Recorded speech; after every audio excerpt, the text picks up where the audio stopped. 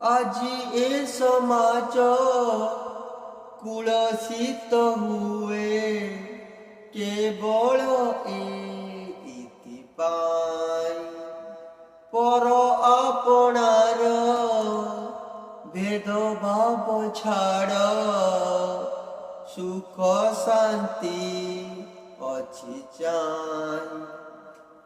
নমস্কার, ମୁଁ ଟୁକୁ ଭାଇ ଆଜିର ଅନୁଚିନ୍ତା ଆରମ୍ଭ କରିବା ପୂର୍ବରୁ ଦୟାକରି ଆମ ଭିଡ଼ିଓଟିକୁ ଲାଇକ୍ ଏବଂ ସବସ୍କ୍ରାଇବ୍ କରିବାକୁ ଭୁଲିବେ। ପଥରର ଦୁର୍ବଳତା ଯେ ସେ କେବେ ତରଳେ ନାହିଁ, କିନ୍ତୁ ଗୋଟିଏ ଗୁଣ ଉତ୍ତମ ଯେ ସେ କେବେ ବଦଳେ ନାହିଁ।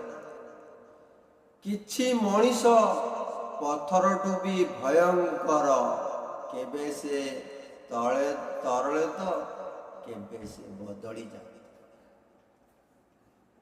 ମଣିଷ ଯେତେ ଦିନ ପର୍ଯ୍ୟନ୍ତ ଅନ୍ୟ ଇଚ୍ଛାରେ ଚାଲୁଥିବ ସେତେ ଦିନ ପର୍ଯ୍ୟନ୍ତ ସେ ସମସ୍ତଙ୍କର ଭଲ ହୋଇଥାଏ।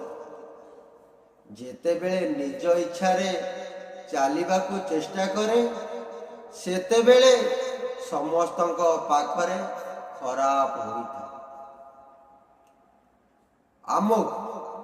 ଆମକୁ ଆମର ଭାଗ୍ୟକୁ ନିଜକୁ ଲେଖିବାକୁ ପଡ଼ିବ।